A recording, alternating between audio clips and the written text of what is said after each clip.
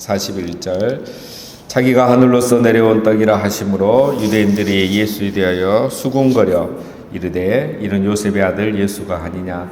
그 부모를 우리가 아는데 자기가 지금 어찌하여 하늘에서 내려왔다 하느냐. 자, 사람들이 수군거리기 시작합니다. 여기서 수군거린단 말은 궁시렁궁시렁 한다는 말이에요. 왜 궁시렁궁시렁 하겠습니까? 어제 예수님이 하셨던 말씀 때문이죠. 하나님이 나를 보내셨다. 나는 하늘에서 내려온 생명의 떡이다. 이러니까 사람들이 듣자 하니까 기가 차는 거예요.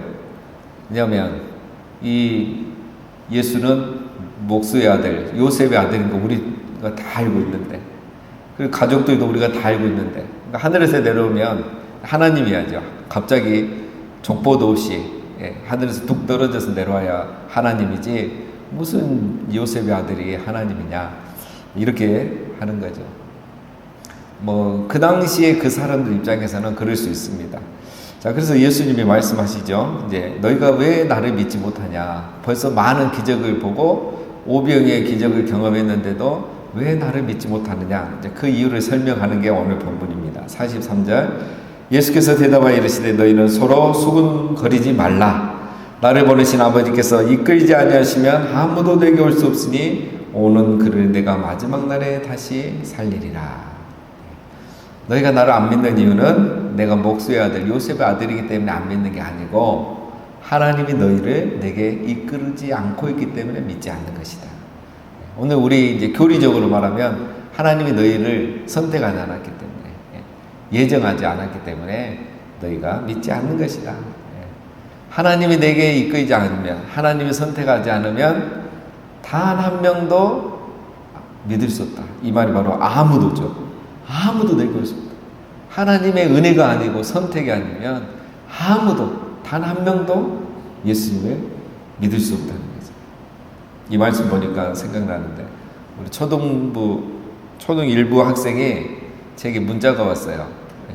토요일날. 그래가지고 들어보니까 너무 기니까 내용이 녹음을 해서 보낸 거예요. 목사님 질문이 있는데요. 우리 예수님은 못하신 게 없고 다 하실 수 있잖아요. 그러면요 안 믿는 친구들이요 다 예수님 믿게 하면 되지 왜 믿게 안 해요? 왜 그냥 놔둬요? 이렇게 하는 거예요. 그래서 정말 우리 초등 어린 아이가 이런 질문하니까 너무 기특하고 이쁘잖아요. 그래서 이제 주일날 그 부모님을 만나보니까 얘가 전도를 열심히 하는데 전도하는 친구들 교회를 다 안 오니까 얘가 불이 이제 속이 타는 거예요. 안 믿는 친구들 주일날 다 이제 놀러 가잖아요. 요즘은 놀러 간다고 안 오고 예수님 안 믿으니까 자기가 답답한 거예요. 예수님은 쟤들 다 교회 오게 해버리면 되는데 왜 안 하시느냐. 그렇죠. 자, 근데 이제 이 교리로 설명을 할 수 없고 제가 이제 다르게 설명을 해줬는데 하나님이 선택하지 않으면, 이끌지 않으면 아무도 내게 올 수 없는 거죠. 자, 오늘 우리가 이 자리에 있는 것은 하나님의 은혜입니다. 하나님 우리를 이끄셨기 때문에 온 거예요. 자, 교회는 그렇게 부흥해가고 성장해 가는 겁니다. 자, 로마서 8장에 보면 우리가 알거니와 하나님을 사랑하는 자 곧 그 뜻대로 부르심을 받은 자들에게는 모든 것이 협력하여 선을 이루느니라. 또 미리 정하신 그들을 또한 부르시고, 그러니까 하나님의 뜻대로 부르심을 받는다 이제. 미리 정하신 그들을 부르신다는 거죠. 아무나 이끄는 게 아니라 하나님의 미리 정하신 자들을 이끄신다라는 겁니다.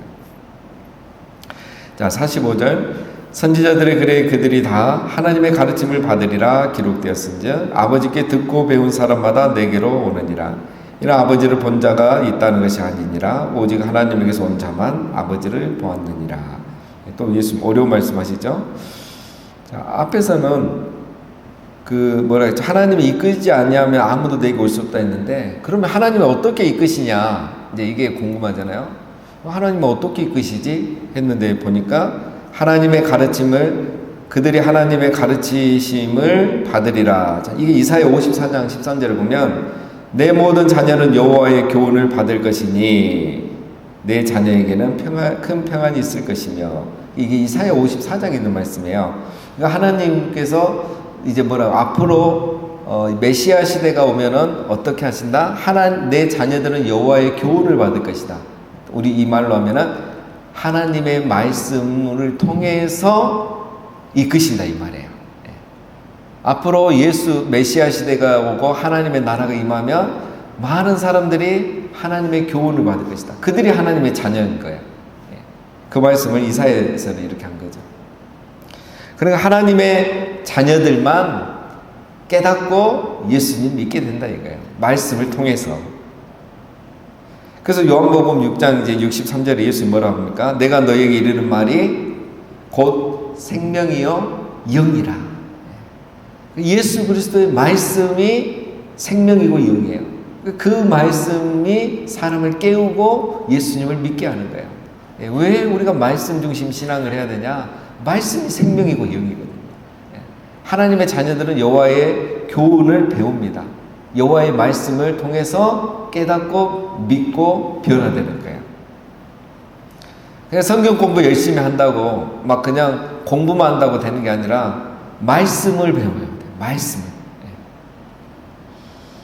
믿음은 들음에서 나며 들음은 그리스도의 말씀으로 말미암으리라. 다 앞뒤가 맞잖아요. 이사야서나 로마서나. 그래서 여러분 진짜 복이 뭐냐? 진짜 복이 뭐냐? 말씀이 들리는 게 복입니다. 말씀이 들리는 거예요. 말씀이 너무 재밌는 거예요. 요한복음 6장이 너무 재밌는 거예요. 읽으면 막 마음이 막 심장이 뛰는 거예요. 너무 은혜롭고 어떻게 예수님이 이런 비유를 하시지? 어떻게 이렇게 말씀하시지? 이런 말씀을 사람들이 못 알아듣는 거 보면 또 재밌는 거예요. 예수님 베드로에게 말했죠. 뭐라 했습니까? 바요나 시몬아 내가 복이 있도다. 어떻게 베드로가 예수 그리스도가 그리스도요 살아계신 하나님의 아들인 것을 알았습니까? 이게 복인 거예요. 말씀이 들려지고 깨달아져 버린 거예요. 그게 복입니다. 교회에서 제일 교회 다니면서 큰 복은 말씀이 들리는 거예요. 그래서 요한복음 하나 떼면 너무 재밌고 계시록 하나 떼면 너무 행복하고 막 집을 한 채 가진 것 같고 막 차를 한 대 또 요한복음은 새 차를 사는 것 같고 막 이런 기쁨이 있어요. 그게 바로 바요나 시몬아 내가 복이 있도다. 내가 복이 있도다. 이 말씀이 복입니다. 자, 그러면 이제 또 착각하면 안 되죠. 46절에 아버지께 듣고 배운 사람마다 내게로 오느니라 했는데 이는 아버지를 본 자가 있다는 것이 아니니라.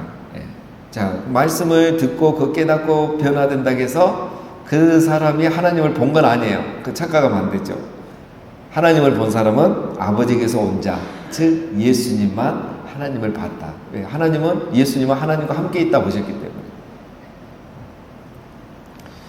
자, 그래서 이 말은 이제 또 이렇게 우리가 적용할 수 있습니다. 여러분, 말씀을 듣고 깨닫고 예수 그리스도 믿고 변화되고, 자, 이런 일은 하나님을 통해서 직접 계시를 받은 게 아니라는 거예요. 다 뭡니까? 이미 계시된 말씀, 예수 그리스도를 통해서 또 선포된 말씀, 이걸 통해서 우리가 깨닫고 예수님 믿고 변화되는 거다 이거죠.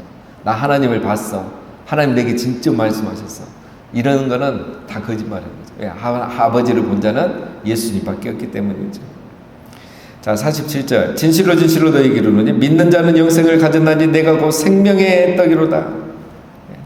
말씀을 듣고 예수님을 믿는 사람이 이미 영생을 가졌다. 왜? 예수님이 생명의 떡이기 때문에. 생명의 떡이란 말은 생명을 주는 떡이라는 거죠. 생명을 주는 떡. 떡을 먹는다는 것은 예수님을 믿는다는 걸 말하고, 즉 예수님을 믿으면 생명, 여기서 생명은 영생이죠. 영생을 가진 것이다. 49절 너희 조상들은 광야에서 만나를 먹어서도 죽었거니와 이는 하늘에서 내려오는 떡이니 사람으로 하여금 먹고 죽지 아니하게 하는 것이니라. 나는 하늘에서 내려온 살아있는 떡이니 사람이 이 떡을 먹으면 영생하리라. 내가 줄 떡은 곧 세상의 생명을 위한 내 살이니라 하시니라. 광야의 떡과 생명의 떡을 대조하고 계세요. 광야의 떡은 모세가 준 게 아니고 여러분 하나님 주신 거죠. 유대인들의 착각이에요. 모세가 줬다고. 모세가 준 게 아니라 하나님이 주신 거죠. 하늘에서 내려왔잖아요. 그런데 차이점이 뭡니까? 그 광야의 떡은 먹어도 죽습니다. 그래서 광야 40년 동안 먹고 다 죽었어요. 그런데 이 생명의 떡은 하나님이 주신 거 맞아요. 하나님이 보내셨으니까. 그런데 이걸 먹고 죽는 게 아니라 영생하는 거죠. 영생하도록 주셨다는 거죠. 그래서 사람이 이 떡을 먹으며 예수 그리스도를 믿으면 너희가 영생하리라. 죽은 영혼이 살아나고 영원히 살게 될 것이다. 이 복음을 전해주는 겁니다.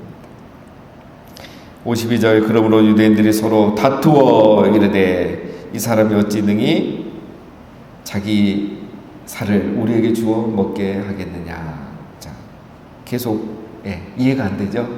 답답하죠? 우리도 깨달아지는데 이걸 못 깨닫는 거예요. 오병이어를 먹었는데도. 그렇죠? 그래서 사람들이 궁시렁궁시렁 앞에서는 궁시렁궁시렁 하다가 이제는 서로 다퉈요. 이제 언성이 높아지는 거죠.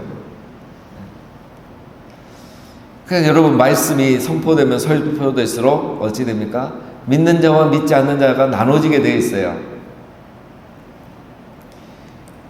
예수 그리스도가 지나간 자리, 복음이 한번 선포된 자리에는 이런 분쟁이 일어납니다. 그래서 예수님 뭐라 하셨죠? 내가 세상에 화평을 주러 온 줄로 생각하지 말라. 화평이 아니요 검을 주러 왔노라. 그러니까 예수 그리스도의 복음이 전해지면 믿는 자와 믿지 않는 자, 또 믿는다고 하는데도 열심히 믿는 자와 대충 믿는 자 다 나눠지게 되어 있습니다. 왜 이런 일들이 일어날까요? 53절 예수께서 이르시되 내가 진실로 너에게 이르노니 인자의 살을 먹지 아니하고 인자의 피를 마시지 아니하면 너희 속에 생명이 없느니라. 내 살을 먹고 내 피를 마시는 자는 영생을 가졌고 마지막 날에 내가 그를 다시 살리리니 내 살은 참된 양식이요 내 피는 참된 음료로다. 왜 사람들이 말씀이 안 들리니까 싸우고 다투고 분쟁을 합니까? 안에 생명이 있기 때문에. 생명. 이게 중요한 겁니다. 생명의 떡을 먹지 않은 자는 생명이 없어요. 예수 그리스도를 제대로 믿지 못한 사람은 그 안에 생명이 없는 거예요. 그래서 그런 관점으로 우리가 사람을 봐요. 저 사람 왜 그러지? 이렇게 할 게 아니에요. 생명이 없기 때문에 그러는 거예요.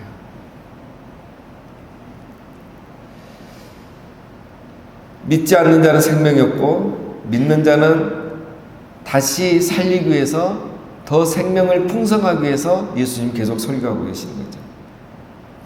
자, 마지막 우리 예수님을 믿으면 그럼 어떤 복이 있습니까? 정리하면 56절에 내 살을 먹고 내 피를 마시는 자는 내 안에 거하고 나도 그의 안에 거하나니 살아계신 아버지께서 나를 보내시며 내가 아버지로 말미암아 사는 것 같이 나를 먹는 그 사람도 나로 말미암아 살리라.